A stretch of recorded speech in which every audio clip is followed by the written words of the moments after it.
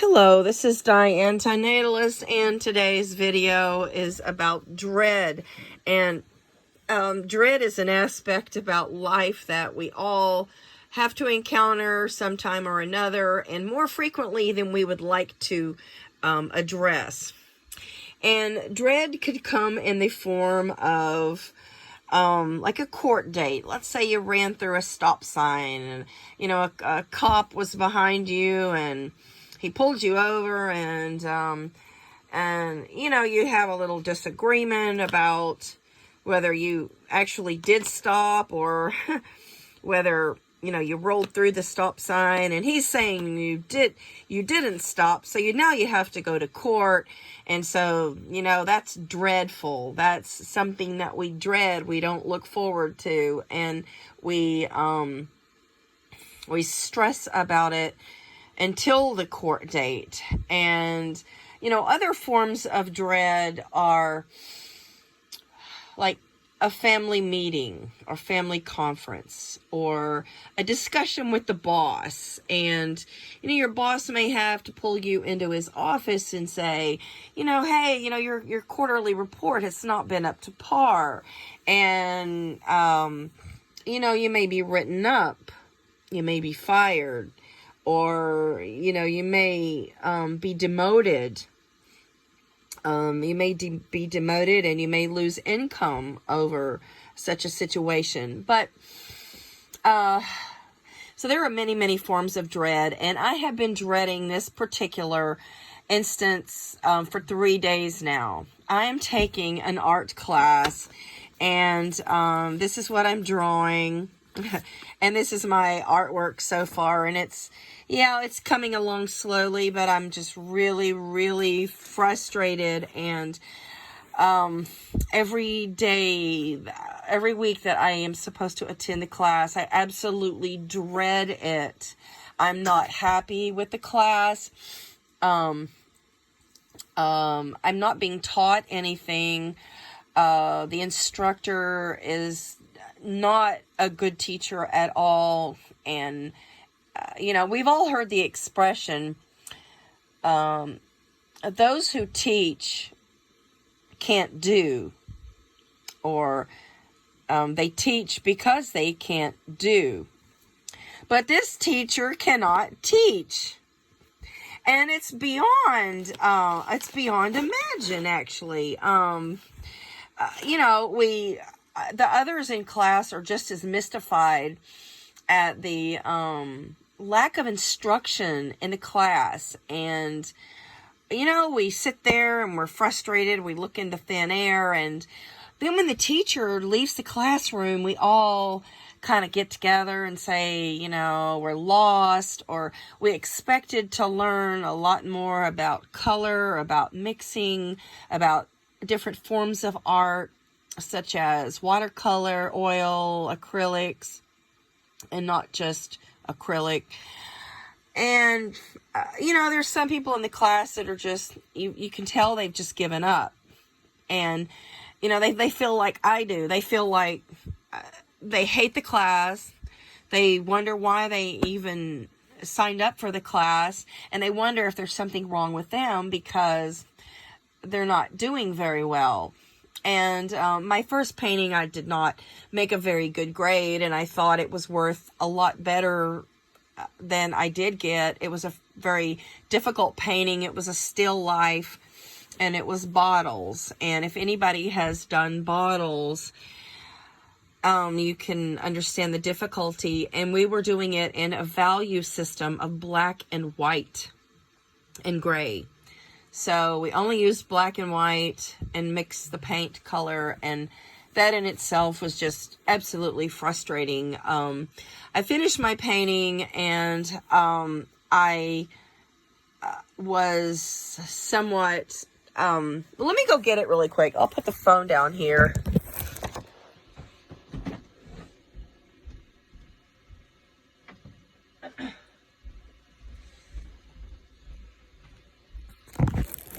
Okay, so this is my finished, completed, and it's not very good. I mean, I actually thought it was one of the better ones in class, And my grade was kind of in the middle range. There was a Perrier bottle. But, you know, there was worse. There was people who made worse. And definitely better. But the person who succeeded in pulling off an A for the class, she had a lot of previous experience. And I think she did so before she took the class in order to excel in the class. But regardless, she's talented, and you know, there are talented people in the class. I feel like I'm talented, but I feel like my talent has not been reached, and I feel just really, really sick about taking the class because I have not excelled, and I have not achieved my goal. And I went into the class, this is a credit class, by the way, and I went into this endeavor with absolute optimism. I said to myself, and I had visions and a fantasy of pulling off an A. I said, I am going to make an A in this class. And I don't think it's impossible, but I think it's slipping through my fingers. But I had all of complete hopes and optimistic hopes when I signed up for this class. And, you know, it was like $600, so that's not cheap. And I'm not learning a thing. I'm really, really disgusted how, you know, we just sit down and paint, and the instructor comes along and says, hey, you know, I think you need to work this section a little more, or this looks really good. I think maybe you can take off on that. Or, you know, you look like a perfectionist, and maybe if you just go off to another area and work on it, and then come back to the area you're having trouble with. Well, that's the only instruction I'm getting. I'm just extremely disappointed and extremely dreading this class tomorrow. And the class is 4 hours and 10 minutes. And you know, there's a couple of other obstacles. The school is very close to my house, so that's not a problem.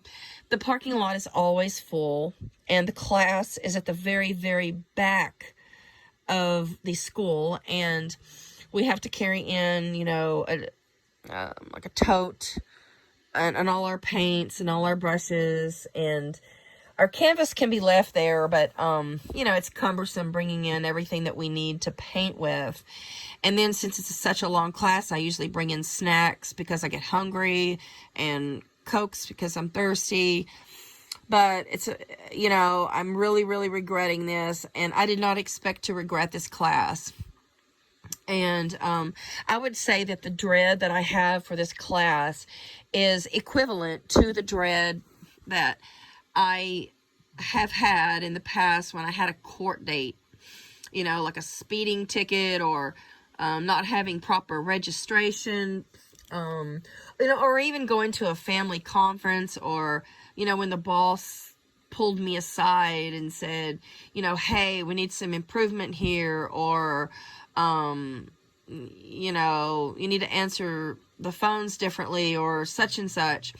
So, dread is part of life. I don't know as if, you know, a couple of days goes by and we don't dread something. I dread getting my car inspected. I dread getting away to the dealership. I dread, something wrong with the car, and then they have to keep it a couple of more days, and they have to fix something, and it costs more money, and then you have to find a ride back to the dealership, blah, blah, blah.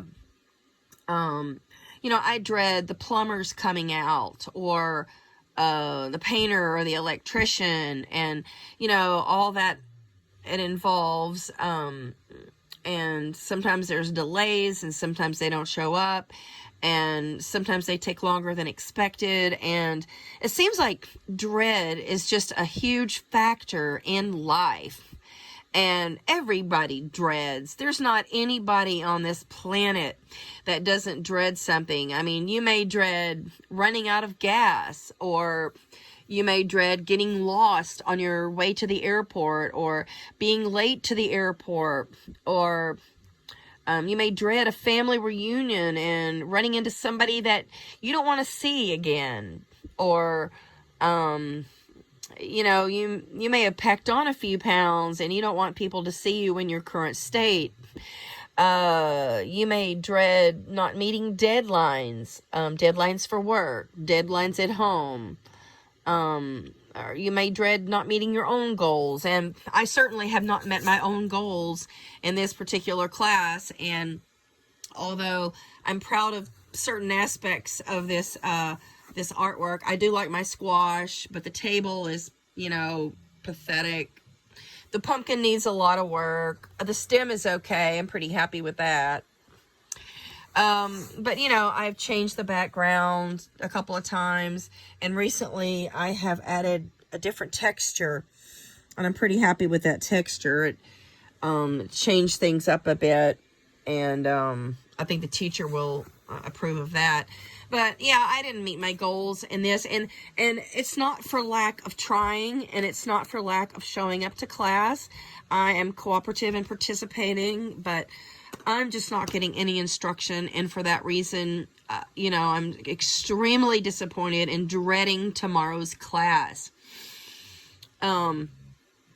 Sometimes I dread, you know, getting like a medical report. Let's say the blood work. Let's say you have to change your medication, or you know, maybe your blood pressure is out of whack. Thyroid is out of whack. Some people, they dread getting their blood sugar checked because they may have to go on insulin or an insulin pump.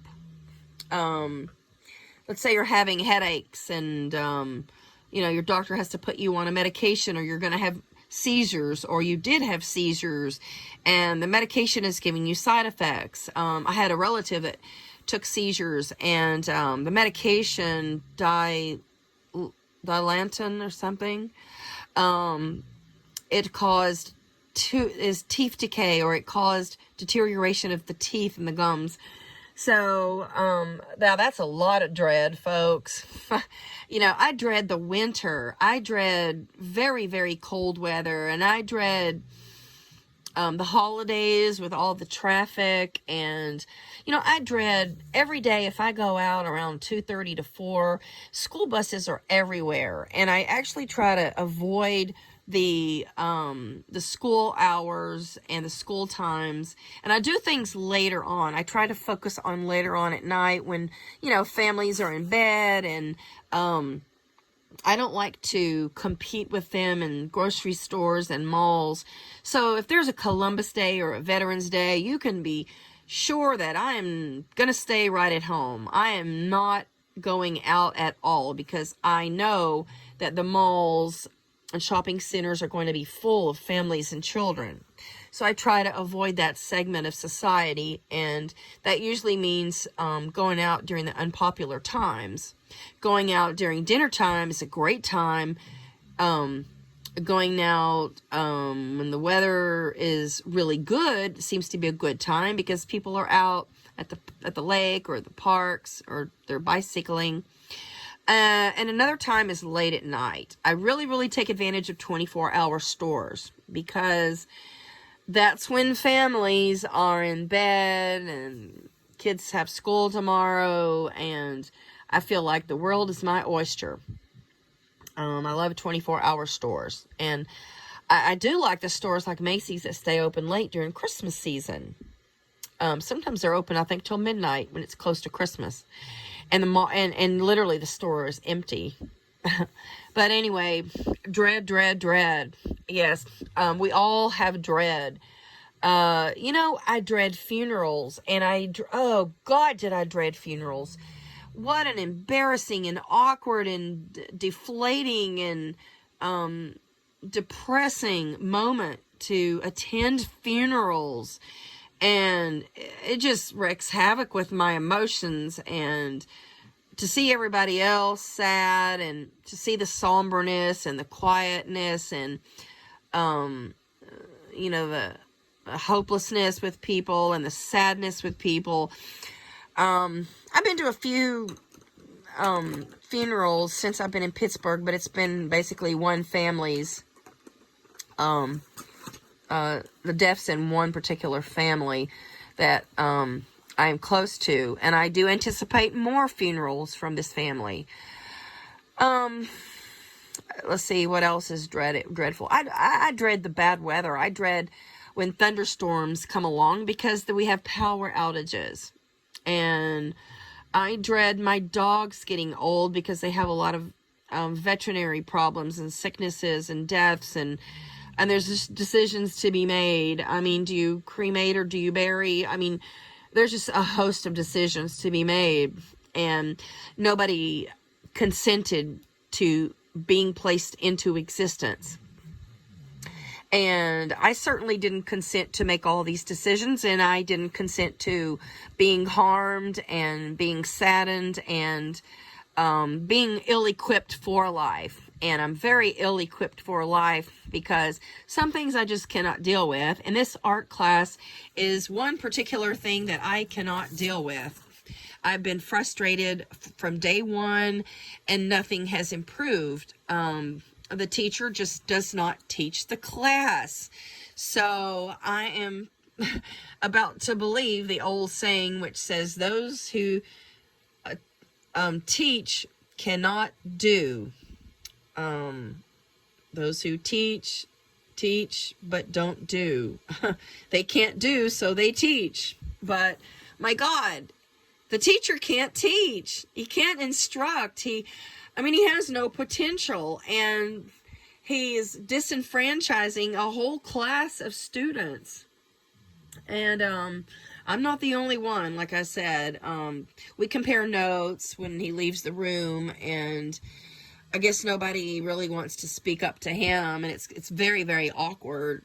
But I should not be having this degree of dread for a class that should be so much fun for me. And I consider myself an artist, and I'm